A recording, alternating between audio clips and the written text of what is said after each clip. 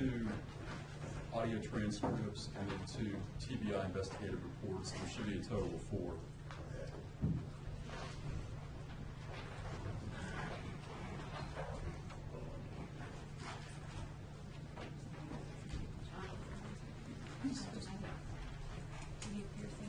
No, I've got the, I had the 2 transcripts.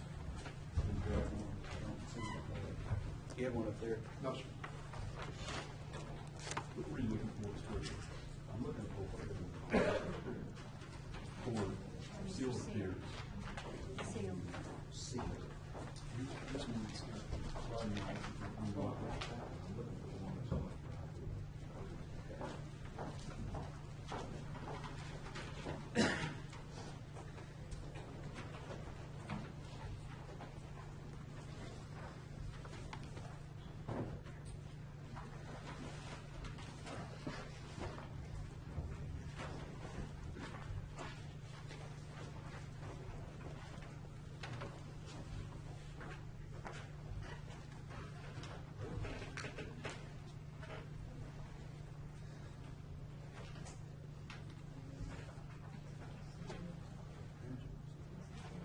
It should look like this. That's what they're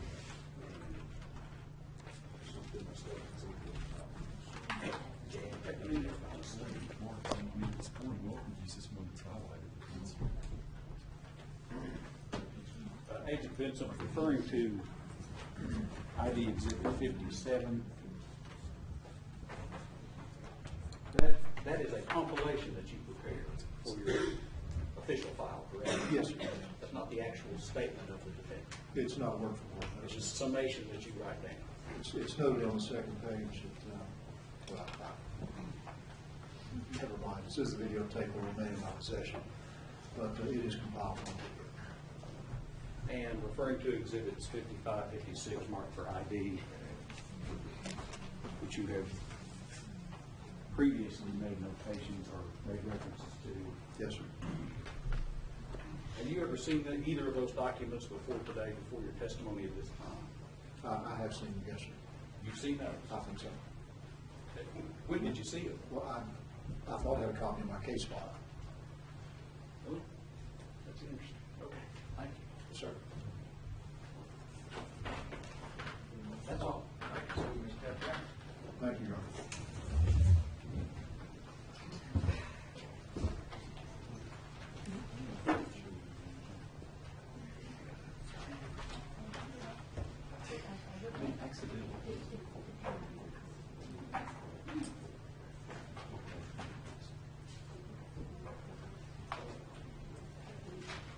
We approach.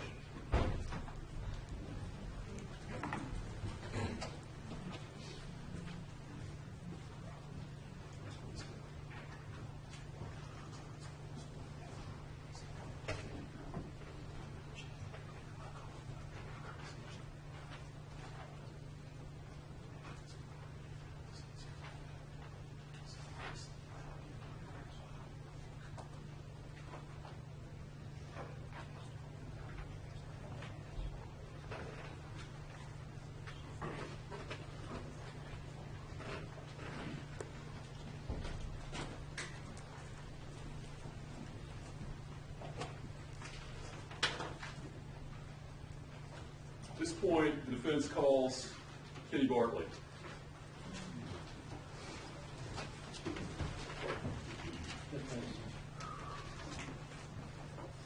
Mr. Isaacs. Sorry? Well, yeah, let's do a little housekeeping first. You. Kenny, please go up there and have a seat.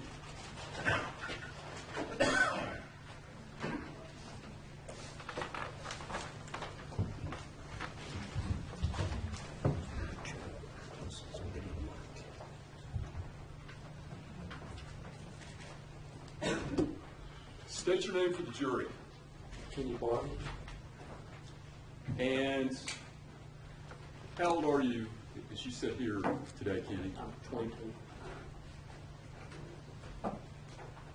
First of all, you know you're here because of an incident that happened in November of 2005, correct? Yes, sir. What do you have to say about that?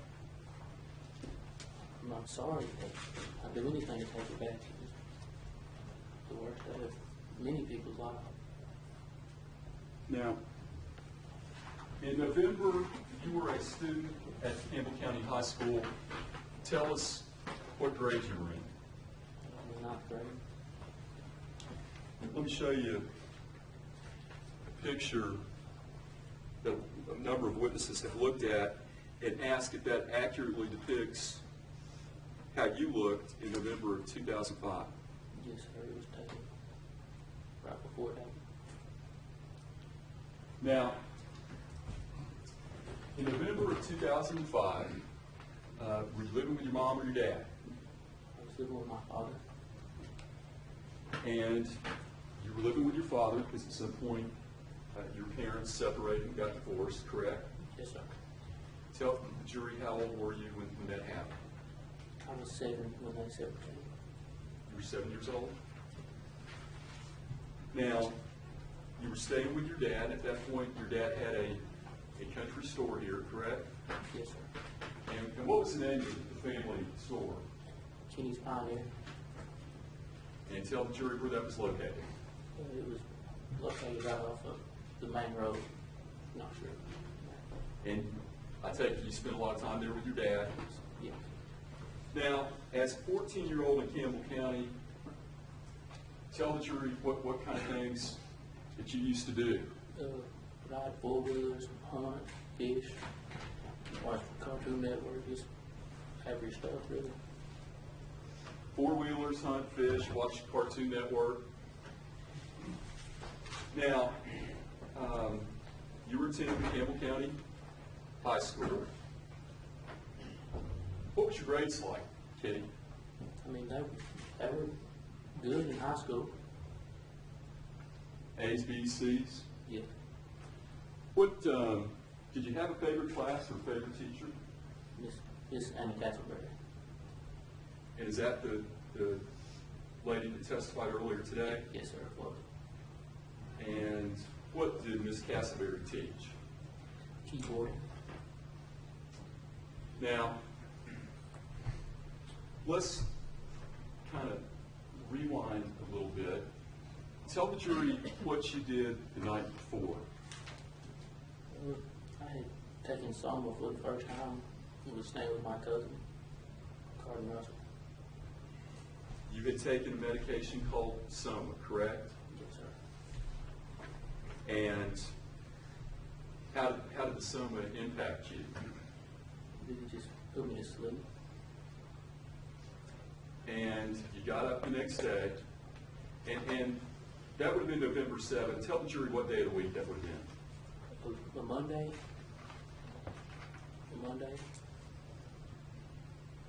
Monday or Sunday. November 8th, school day. You get up. Tell us what happened. I wasn't feeling good, so I called my dad and asked him if he'd take me to the doctor. And when you say you weren't feeling good, tell the jury what was wrong.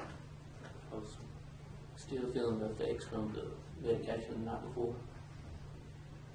And what time did you get up on November 8th, if you recall? Around 9, 10 in the morning, probably. And at some point, you talked to your dad about taking you to the doctor. Did you have occasion to go into his bedroom for any reason? Yes, I went down to his bedroom to look for his girlfriend's medication, Xanax. Okay, and what was his girlfriend's name? Stephanie Hughes. And you went down there to look for her Xanax. Yes, sir. And why were you looking for Stephanie Hughes' Xanax, Ken? I knew she was prescribing. And what did you do once you got into your dad's bedroom?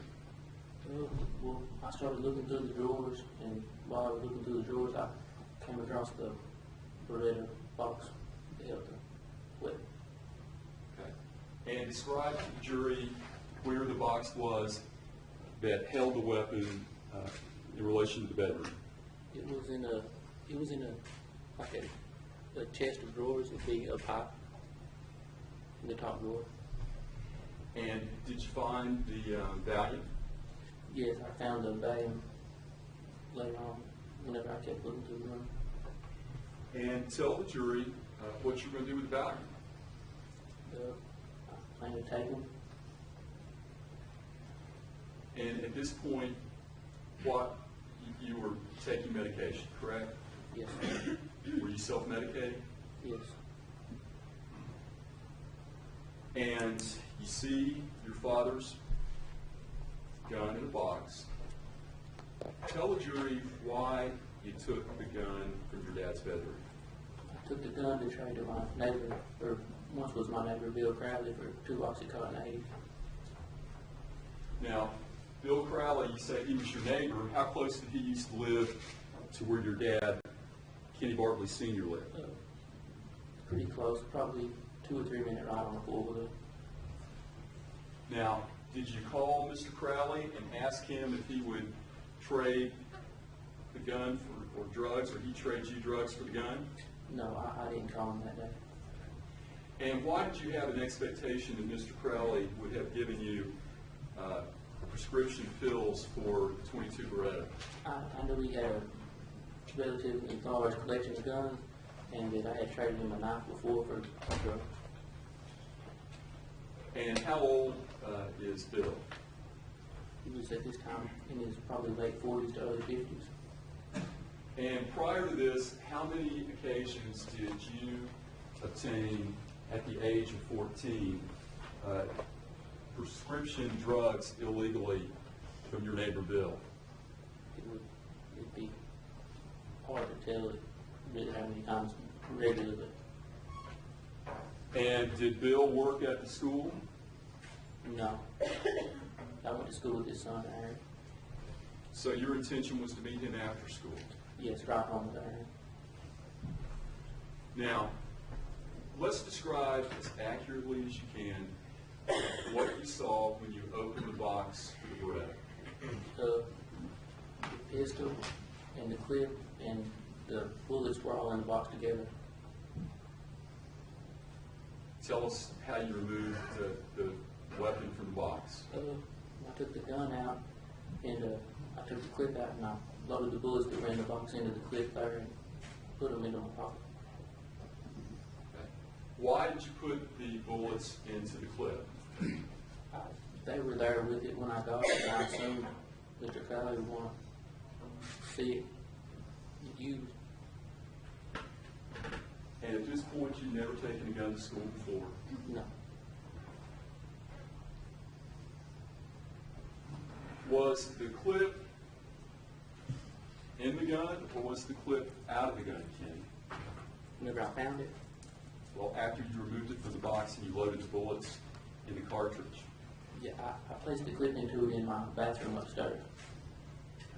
After you placed the clip containing the bullets in the firearm, what did you do next?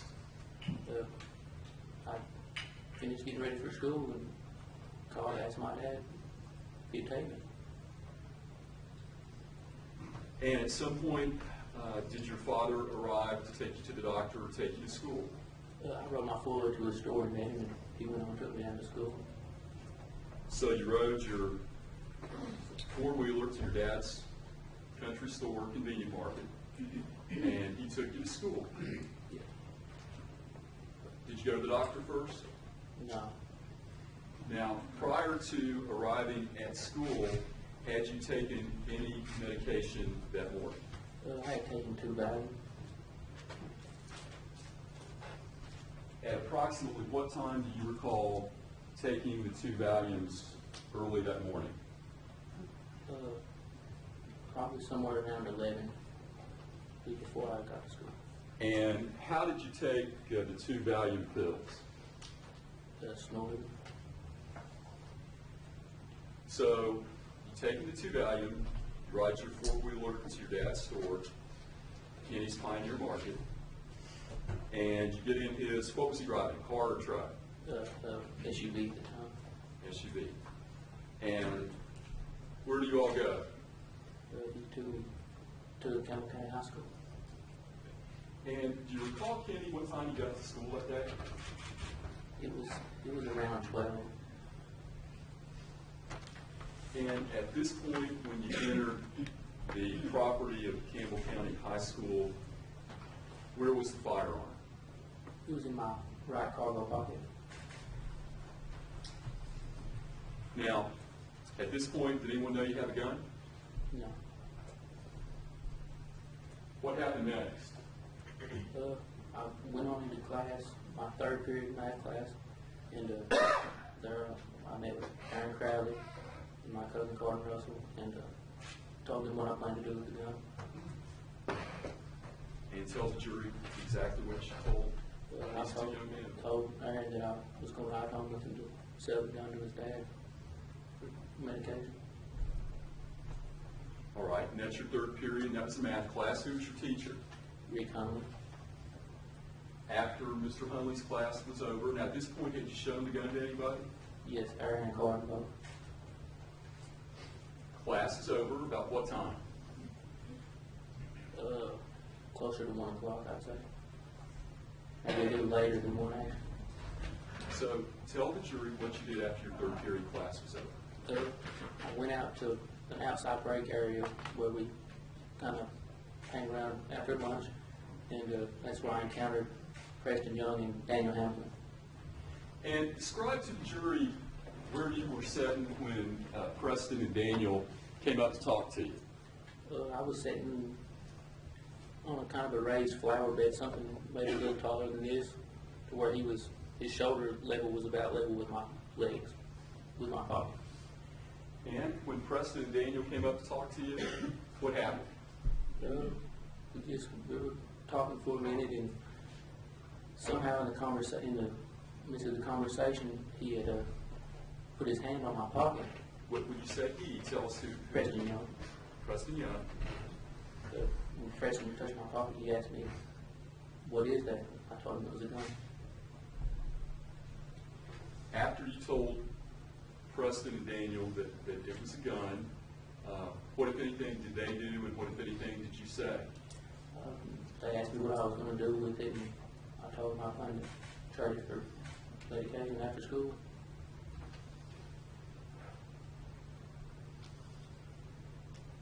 Now, at this point, at least 4 students know that you've got a gun that you brought to trade for pills after school. Yes. What was the reaction of Preston and Daniel? I mean, they didn't really act upset or panic, anything like that. They didn't act like it was a big deal. Now, if you recall, this is after your math class and before Ms. Castleberry's class. Approximately what time would it have been when you encountered Daniel and Preston on the outside break or playground area? 1:30, 1:45 in that area somewhere probably. Where did you go after speaking with Daniel and Preston? I went on to Miss Castleberry's class in the bell rang. So you went to your 4th block class, correct?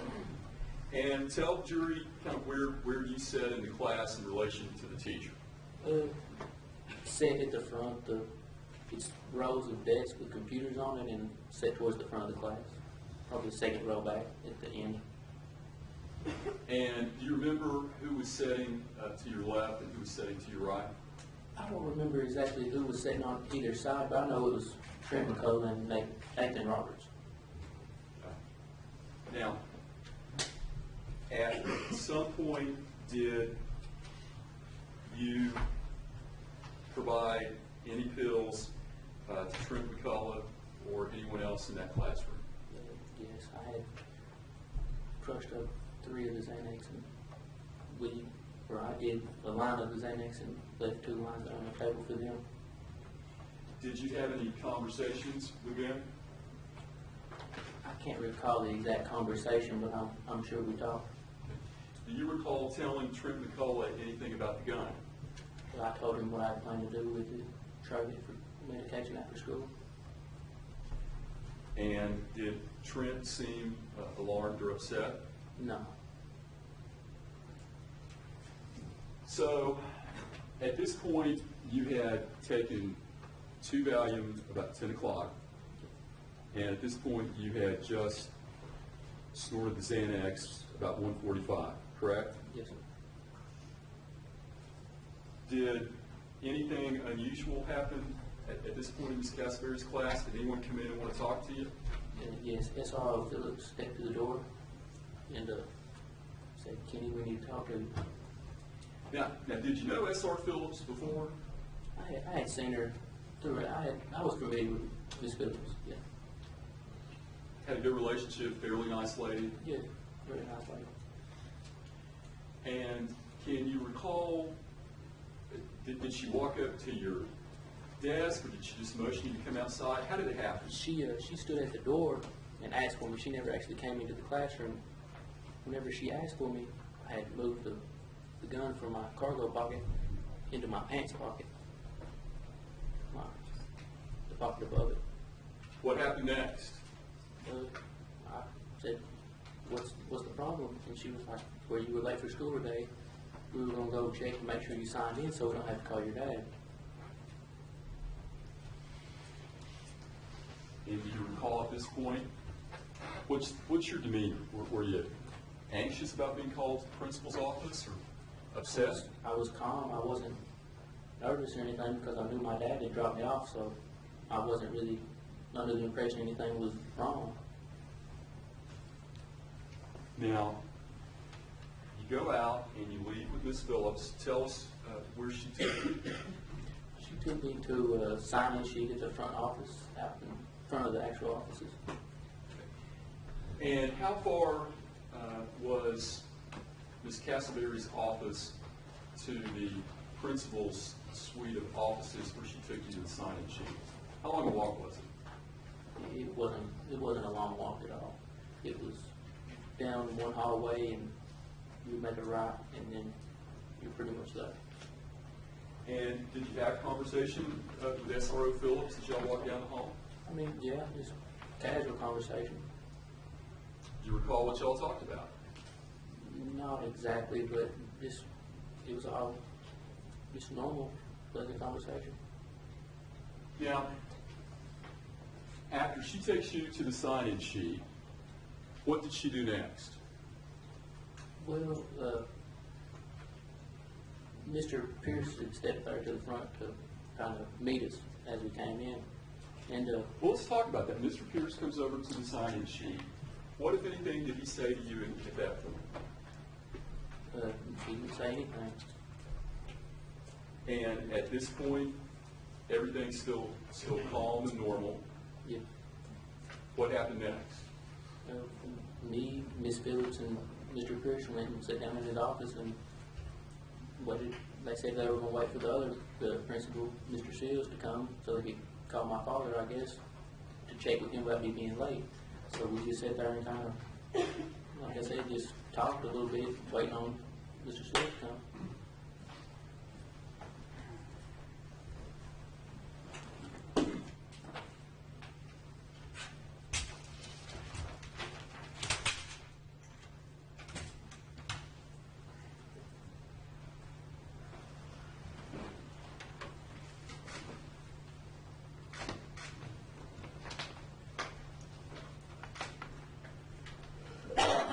Kenny, you were 14 years old.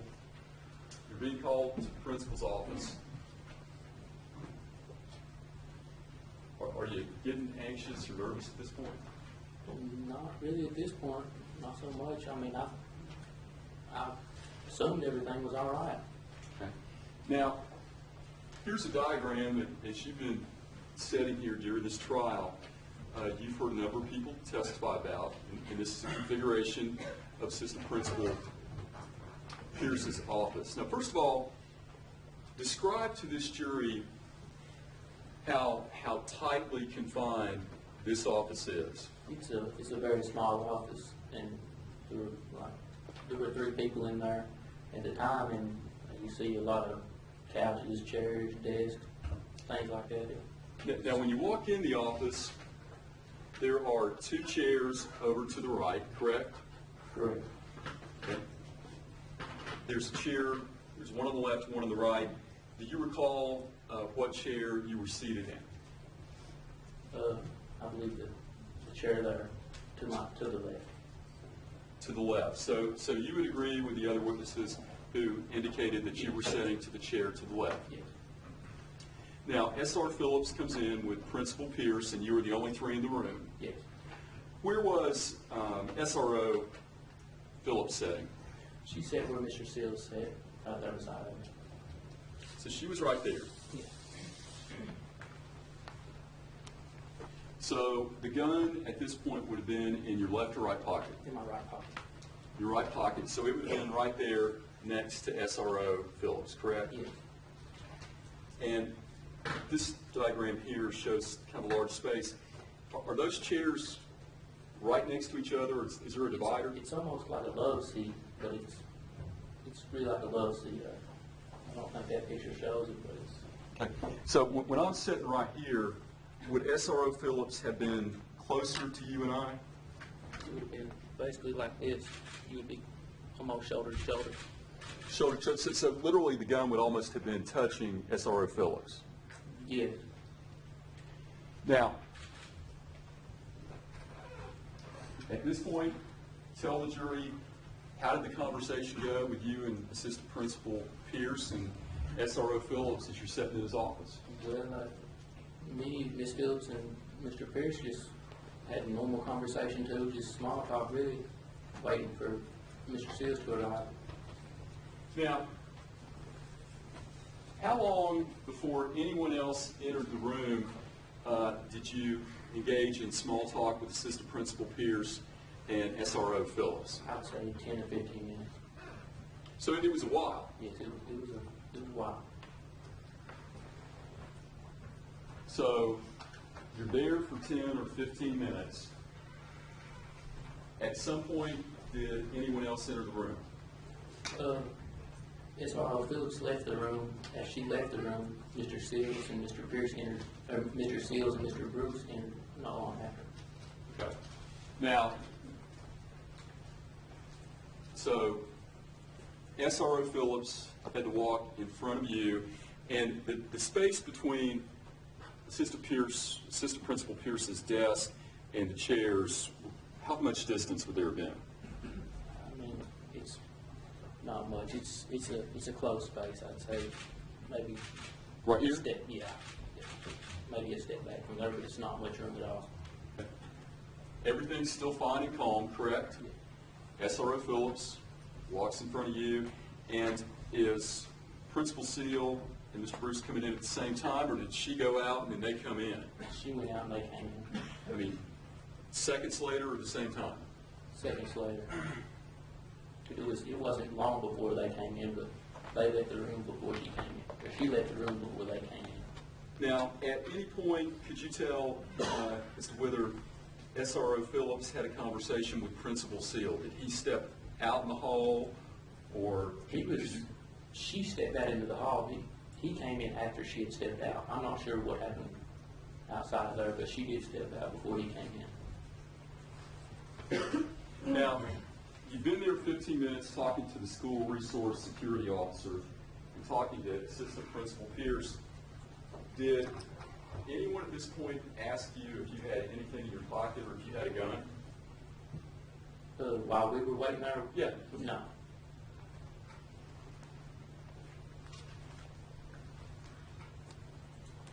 Did anyone make any efforts to pat you down, frisk you, or reach in your pockets for this 15 minutes or more? No. Now, at this point, Principal Seal comes in, and Mr. Bruce. Where did Principal Seal go? Mr. Seals sat there where the green dot is right next to him. So he walked in front of you, sat right there, correct? Yeah. So he was seated where SRO Phillips, so you all are basically shoulder to shoulder, correct? Yeah. Gun still in your right pocket, Yes. just right next to Principal Seal, correct? Yes. Now, at this point, was there any conversation between yourself, Assistant Principal Bruce, or Mr. Seal? Mr. Seals asked me how I was doing when we first came in, but it wasn't much conversation, no. So he walks in the room, sits down beside you, and asks you how you're doing. Yeah. Do you recall what you told him? I assumed, told him I was doing pretty good, I'd say. Now, at this point, you got Assistant Principal Pierce, you got Assistant Principal Bruce, and you got Principal Seal over to your right. What's your demeanor like at this stage? I mean, I'm getting nervous by now. But I'm still thinking it's just because I'm late for school. I still hadn't realized what happened. So you're in this tightly confined office, and Mr. Seal's right next to you, and you've got the gun in your pocket, correct? Yes. Now, Kenny, at this stage, tell the jury, was the magazine in the gun, or was the magazine not in the gun? No, the magazine was in the gun before I ever left my home. At any point, did you ever remove the magazine from the gun after you left your daddy's house? No. Now, at this stage, the diagram shows Mr. Pierce's chair. Where was his chair in the middle of the desk, or where was it positioned? It was towards the end of the desk. Over here? Yes. Now, at some point, Mr. Pierce gives you a command or asks you a question. Yes, he asked me, did I have anything in my pocket? Okay, at this point, tell us what's going on in your mind. You're 14 years old, you're in the office, you've got a gun right next to Seal. Scared. I mean, I was nervous. I started panicking already because I knew I was in trouble. Now, what, if you recall, were Mr. Pierce's exact words as you sat there a few feet from him? I can't recall his exact words. He said something along the lines of, "Little Kenny, we need what's in your pocket." Little Kenny, we need what's in your pocket. Yeah. He didn't say a gun, No. and at that point, your heart's racing. What happened next? Mr. Seals actually reached to go into my pocket. So, Mr. Seal, who's sitting to your right, reached to go into your pocket. Yeah.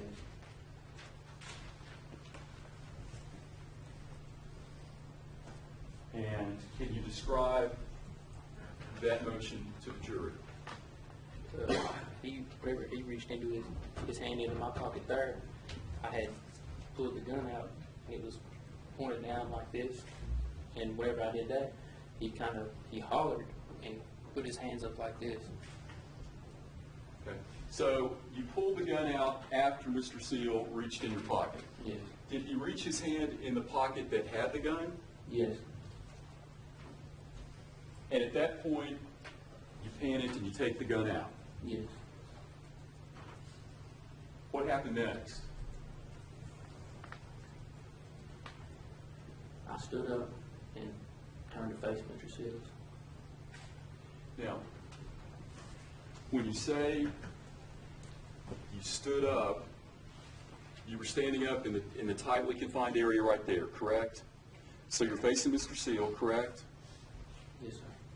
What happened next, Kenny? Mr. Seals asked me, he said, "Kenny, is that gun real?"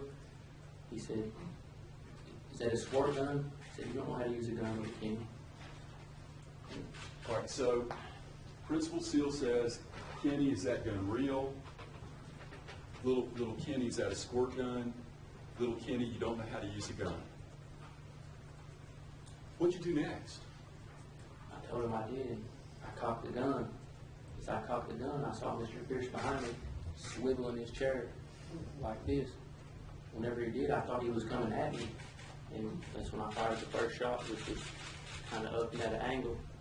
And I really, honestly can't recall the exact occurrence of the shots after that. It all happened so fast. It was a matter of seconds between the first shot and me getting on the ground. Now, You say you're standing up and you're having this conversation and you felt scared and you felt panic. And are you aiming the gun at anybody at this point? I wasn't aiming, I had it pointed in front of me at Mr. Seals. Okay. Now, at some point, Mr. Pierce, you said, makes a sudden move with his chair, correct? Yes, sir. So when you fired the first shot, were you looking at Mr. Seal or looking at Mr. Pierce? I was looking at Mr. Pierce when the first shot was fired. He would have been behind me. I was looking back like this. Okay. So let me get you to stand up, if you could.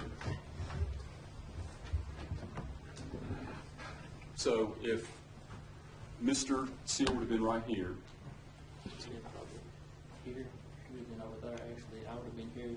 Mr. Pierce would have been behind me. Something like that. so Mr. Pierce's chair was at the corner of his desk, you indicated. And what did you hear, what did you see? I saw him spinning in the chair like this, like a lunge at me. Okay. And where were you looking when he made the lunge? I looked back like this. Okay. And at that point, were you looking at Mr. Pierce or looking at Mr. Seal when you fired the gun? I was looking at Mr. Pierce when I fired the gun. He was behind me. And you started shooting. Yes. And the first shot went way to the left or right. High to this side somewhere. I'm not exactly sure. Were you aiming or were you just shooting? I was just shooting. Do you recall ever aiming the gun at anyone? No. Never aimed the gun. And did you shoot the gun consecutively? I shot as fast as the trigger could be pulled, I guess, is the best way to put it. It was just one shot after the other. Do you have any memory whatsoever of pointing the gun at anyone and pulling that trigger? No. So your testimony is you're looking back at Pierce, he comes at you, you're scared or panicked, and you just began shooting, correct? Yes, sir. Now, at some point, Mr. Pierce comes at you. What happened next? I'm not exactly sure. Me and Mr. Mr. Pierce kind of, I wouldn't say wrestled, but he took me to the ground. And he was on top of you, correct? Yes. What was going through your mind at this point, Kenny?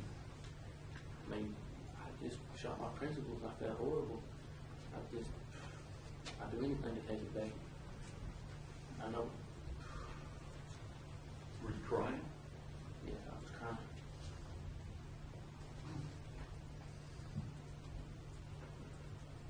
When you brought the gun there to school that day, did you ever intend to hurt anyone at Campbell County No, High School? I did not intend to hurt anybody.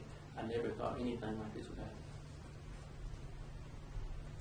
Now, Mr. Pierce is on top of you. What happens next? I believe SRO Phillips came in and got on top of me. And did you say anything to SRO Phillips? I remember telling Mr. Seals I was sorry. Let me ask you this. At any point after you got panicked, did you ever tell either Mr. Seal or Mr. Pierce that you didn't like them anyway? No, sir. I had no ill will towards anybody in that room that day. I didn't have any problems with any of those. And so SRO Phillips is on top of you after Mr. Pierce leaves, and you tell Mr. Seal you're sorry.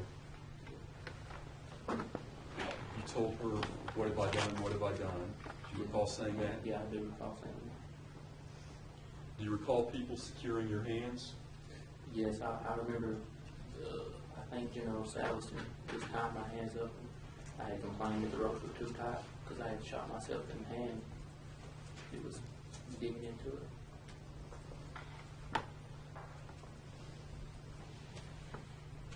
Kenny, from the time Mr. Seal stuck his hand in your pocket and the gun was removed and the shots were fired, how long do you think that took? I mean, seconds, it was all over seconds. And you think that before Mr. Bruce and Mr. Seal were in the room, you were there for 15 minutes speaking with Mr. Pierce and SRO Phillips? Yeah. At some point, did you observe emergency medical personnel coming in to take care of the people? Yeah. There was several people in and out of the room. Tell the jury how you felt. Were you crying, not crying? What were you doing? I was crying. I was just feeling shocked, really. I just heard three people. I didn't know exactly what had happened to them at the time, but I felt awful for what I'd done already. I had no idea exactly the extent of it at the time. Now, you saw Dr. Malusnik-Polchin testify. She testified that the bullet that hit Assistant Principal Bruce was in the shoulder. Were you just shooting randomly? Yeah. At some point, did Officer Munger take you to the cafeteria? Yes, Officer Munger took me to the cafeteria.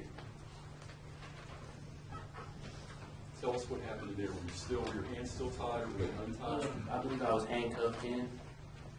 I just remember telling him that I had ruined my life over 10 seconds and it would have never happened if I hadn't taken Xanax.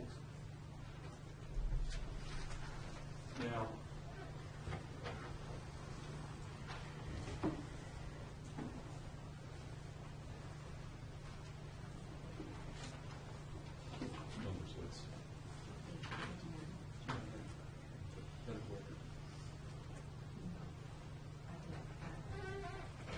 just tell me what.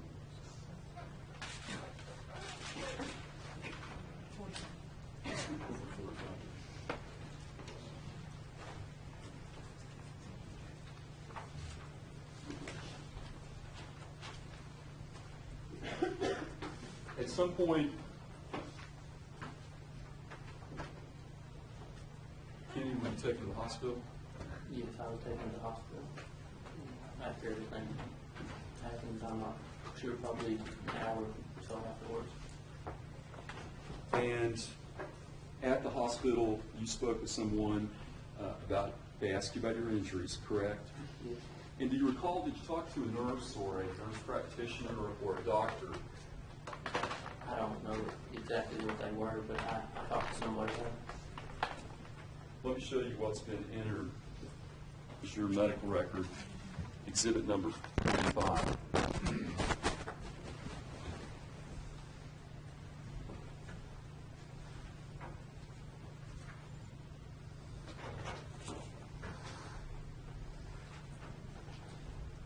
Yeah. Now, it indicates in this medical record that patient had brought guns to school today, intention of selling in-school trade for Oxycontin. Did you tell her that? Yes. Is that correct? Yes, that's correct. Did you tell them that you had been taking the medication since being discharged from Kingswood? Yes. And you told them that you were taking 40 milligrams twice daily or 2 to 3 times a week? Yes. Did you also tell them that some kids asked to see your gun and you realized you'd been told on? Yes.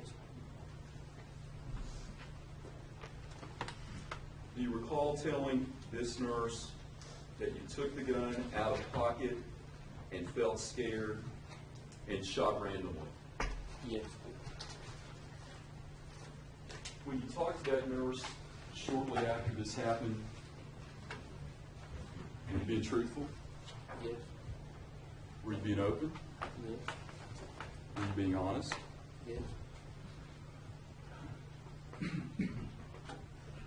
Then they asked you some questions, and you responded that you denied having any plans for a homicidal act. Do you remember them asking you that? Yes.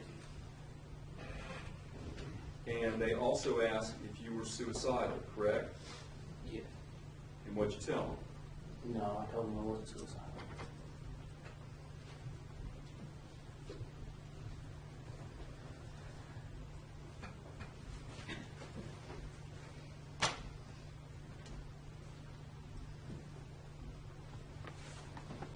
Kenny,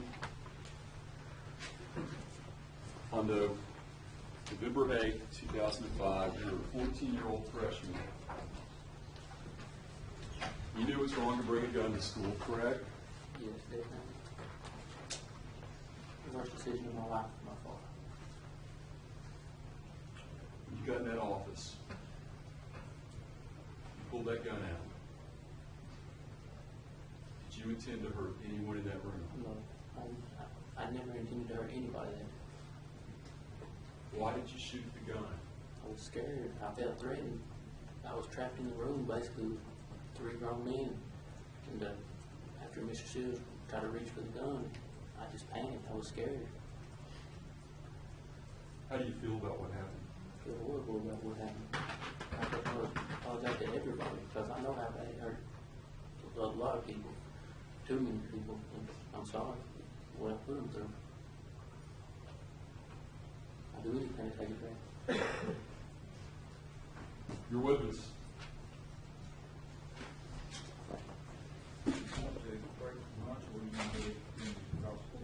Whatever you like to do.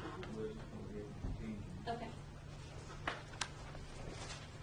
Mr. Bartley, my name is Lori Phillips Jones, and I represent the state of Tennessee. I'd like to ask you a few questions.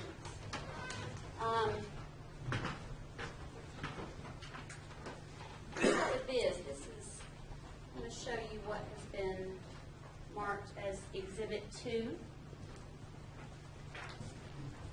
You identify that? Seen that before? I've not seen it previously, but this is a sign-in sheet from Hamilton High School. Okay. Do you see your name there on the sign-in sheet? Yes, ma'am. Okay. Speak And to you- the microphone, please. All right. I'm sorry, my bad. Whose chair Okay. You see your name on there? Yes, ma'am. Okay. And your phone number Yes, ma'am. and what grade you're in. Okay, let's see. You don't put the time that you come in or out. Yeah, I don't believe so. Okay. And then on the comment section, what did you write? DR, And- doctor. Doctor. Okay. Had you been to the doctor that morning? No, ma'am, I wasn't. So that's a lie. Yes, ma'am, it is. Okay.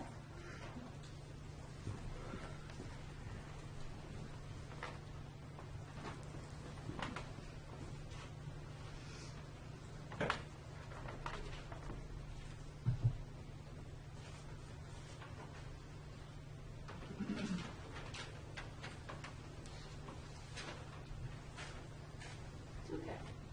And when you got up that morning, I believe you testified earlier you didn't feel so good. Yes, ma'am. So you decided to stay home from school, right? Yes. Okay. And what was wrong with you? I was still feeling the effects of the medication, the summer. Okay. So you didn't have a cold? No, ma'am. Had you told other people about this event that you had a cold and you were wanting your dad to take you to the doctor? I believe that's probably what I told my dad because I wanted to take me to the doctor. But Okay. I don't necessarily call anybody else, but I very well could have. Let's see.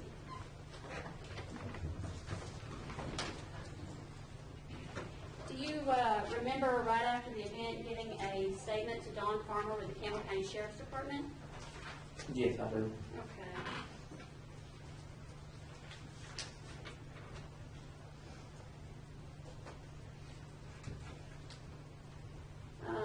And you told Detective Farmer, I wasn't going to go to the doctor, I'm sorry, let me back up. I didn't come to school until 12 o'clock because I was going to go to the doctor at 1 because I had a real bad cough.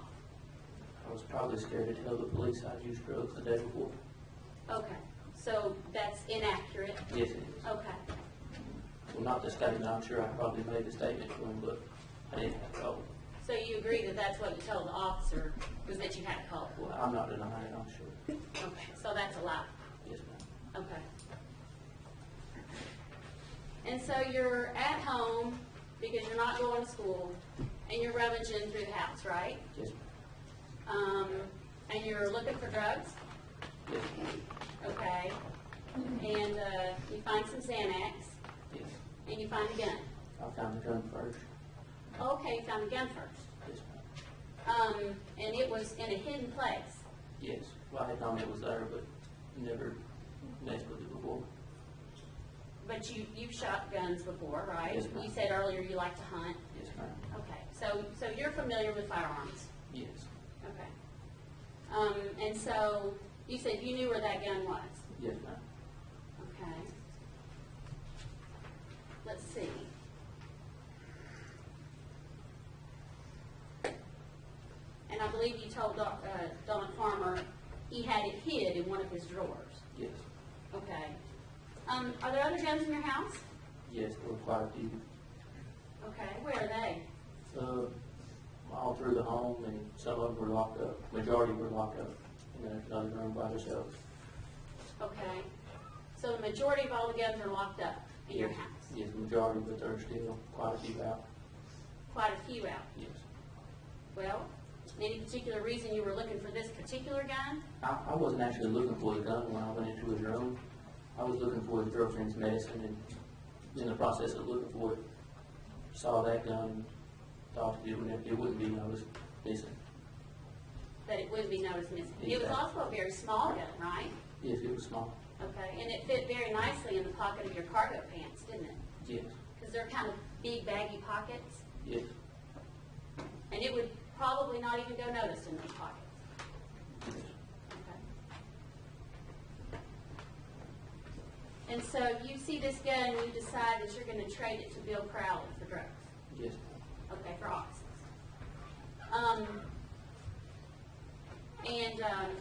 I believe you said that you assumed that Bill Crowley would want it loaded. Well, the bullets were with it, and I wouldn't have loaded it yet. Okay. So to trade it to Bill Crowley, it needs to be loaded and ready to go? It was stupid, but yes, that's what I thought at the time. Okay. And so then you've got you say, loaded gun in your pocket, and you get on your four-wheeler, Yes. and you drive to your dad's store, Yes. and you ask your dad to take you to school. Yes. Okay. Now you've been to Bill Crowley's house before, Yes. okay, and you've got access to this four-wheeler, Yes. and Bill Crowley's house is not far from you, No, he had recently moved. okay, but not far away from you. No, too far to drive on a four-wheeler. Too far to ride on the four-wheeler? Do you know how far it is to his new house? I know it's a lot of main roads that they're not necessarily highways, but it's a lot of roads that I had to go on that wouldn't have been all right for me to ride a four-wheeler on.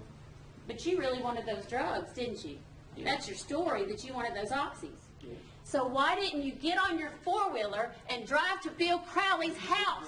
Your Honor, I mean, she is literally 2 feet away screaming at Mr. Bartley. I would object, argumentative and highly improper. Okay. I'll ask that question from back here, I'm sorry. You wanted those drugs, Yes, ma'am. you had the gun in, it was loaded and ready to go. Why didn't you ride your four-wheeler to Bill Crowley's house? I thought it would be easier just to ride home with his son. You thought it'd be easier to take a loaded gun to school is what you thought, right? Didn't think about it like that, but yes. Do you have a history of making bad decisions? So, you could say that, yes. I made a lot of bad decisions in my life.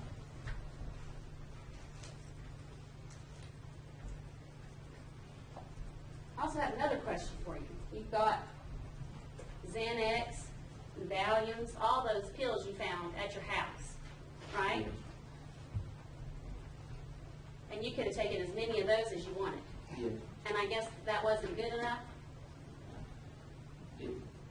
At the time I was using opiates, and those weren't anything like the same. They weren't like Oxycontin. You sound like you have a very extensive knowledge of drugs, Mr. Bartley. Do you?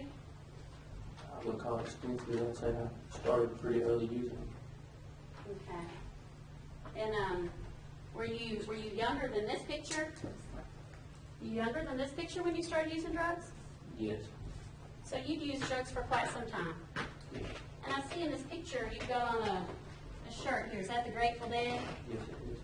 And that's kind of a band that endorses drug use? Your Honor, I would object.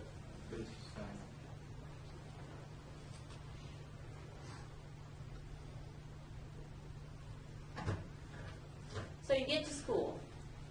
Oh, well, let me back up just a second. I believe you said in your statement that you took some Valium before you left home. Yeah. What kind of Valium did you take? What dosage? How large were they? They were blue, I believe, 10 milligrams. Okay, and how many of those did you take? 2. 2 Valium 10s? Okay. And what time was that? Between probably 10 and 11. 10 and 11 before you went to school. Yes. So you went ahead and took some drugs before you went to school. Yes, ma'am. But only 2. Yes. And then you get to school and you go to class, right? Yes, ma'am. And you see Preston and Daniel. Yeah, Right. at break. Okay. Before that, did you see Aaron Crowley? Yes, he was in my class. My first one got to school. Okay. And you said that you told him your plan, Yes. that you were going to trade it to his dad for drugs? Yes. Okay. And you've stayed at their house quite a bit. Yes. Had Mr. Crowley given you drugs before? Yes. Okay.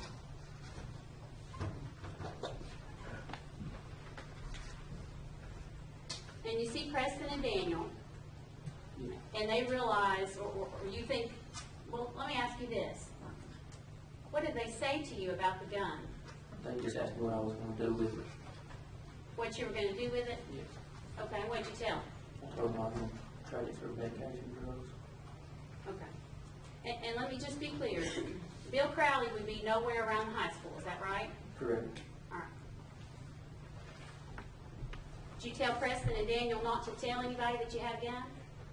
I don't remember saying those exact words, but I very well could have. You probably told them that, right? Yes. Because you knew you'd get into trouble if you got found with a gun at school. Yes. And I didn't ask you this, but you admit that you put the Xanax in your pocket and you took them to school with you also, right? Yes, I did. Okay. And then you go to Miss Castleberry's class, and she's your favorite teacher, right? Yes. You like her best because she allows you to snort drugs in her class? No, she was just a nice lady. She didn't have any idea we were using drugs in her class. Okay. Did anybody else see you do that line of Xanax? I can't really speak for anybody else, but me, Nathan Roberts, and Trent McCullough were there together. They'd be the only ones I know that saw me. You're all 3 sitting there? Yeah. Okay. But you're not for sure if they saw you snort the Xanax or not?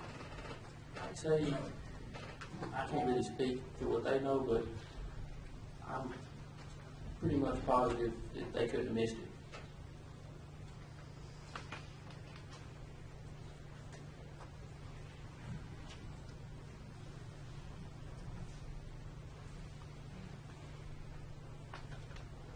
Okay, so SRO Phillips comes to the class and gets you out, right? Yes. Now, she's not a big lady, is she? No. And she's not a police officer, is she? At the time, I really thought she was like a police officer. She wears the officer's outfit kind of. Well, she wears a polo shirt, right? I mean, a lot of the officers around town wear like the polo shirts and the cargo pants, and that's what she wore. Okay. So you identified her as an officer? Yes. Okay. And if you were getting a little bit nervous about being found out that you had a gun at school, you could have said to her, "I need to give you something," right? Well, the impression I had was it was because I was late for school. I thought we were going to go and sign in and call my dad, and everything was going to be all right. I was going home. And that's what she told you. Yes. But you're at school and you know that the students have acknowledged that you've got a gun in your pocket, Yes. and you said that you were getting a little nervous. Couldn't you have given the gun to her right then? I had no idea that's what they wanted with the gun. I thought it Well, was then cool. I'm asking you a yes or no question. Could I? Could you have given the gun to her right then? Yes, I could have. Let's talk about the room for just a second.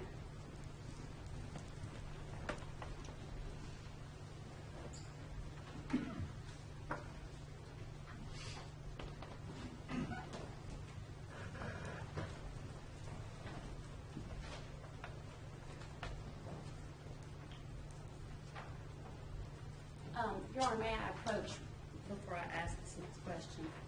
Okay.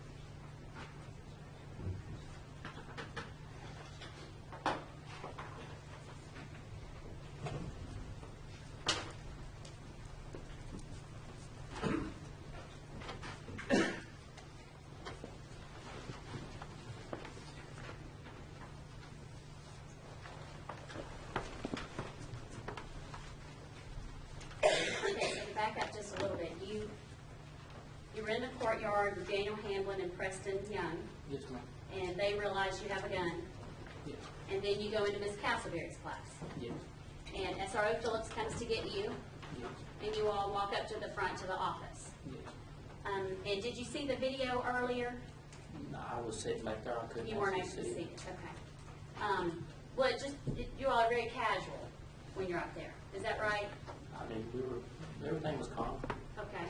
Did you see Preston Young and Daniel Hamlin leaving the office as you went up there? I saw them walking out of a back door towards the back. Okay.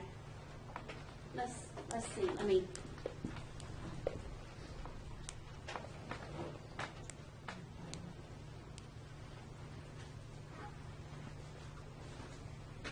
There are two ways in and out of that office, aren't there? Okay.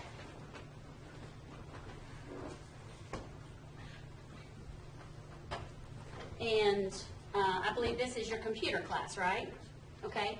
So when Miss Phillips came to get you, which direction did you go? That way. This way towards the front? Yes, ma'am. Okay, so you came down this hall right here, and then did you turn this way? Yes. Okay, and I guess the attendance sheet is somewhere here? Where that counter would be somewhere. Okay, so you all didn't come in this back way? No, that's when I mentioned seeing Mr. Young and Mr. Hamlin leave out the back door there. They were leaving out the back door here? Okay, so when did you see them? Whenever I went in the very front door here. Uh-huh. Yeah. As You- I entered that door, pretty much they were leaving that door. They were going out this door? Yeah. Okay, and that's the two fellas that you just seen out in the courtyard, and they knew you had a gun, right? Yes. So at that point, you're walking in the front and they're walking out the back. Yeah. Did you get a clue at that point that they knew what was going on? I never put two and two together until I was already at the hospital that was who had told on me. Okay. Have you ever told anybody that you saw the two peers who you spoke with at lunch, one of whom thought you might have discovered the gun, leave the office, and you thought you might be in trouble because of the pills, but it also occurred to you that you might be in trouble because of the gun? I mean, I was aware I had a gun on me the whole time. Have you ever told anybody that? Oh, have I'm not sure. I can't exactly recall. Can't remember? But- Do you remember saying that I you don't- decided at that point that if the gun was discovered, you just hand it over to school officials? I don't remember saying those exact words, but I don't deny it. You also don't deny that you could have given the gun up at any point during this whole incident, right? Well, I could have beforehand, but But you didn't. I didn't. You sat in the office with SRO Phillips and Vice Principal Jim Pierce, and you chit-chatted. Yes. And you never once said, I need to give you what's in my pocket. Yes, I didn't think that's why I was there. That would be a good place for us to stop for a moment. Okay. Ladies and gentlemen, we'll stand in recess now for an hour. Anyone not discussing case or anyone else discussing case with you. Start back in 1 o'clock. All rise, please, at this period.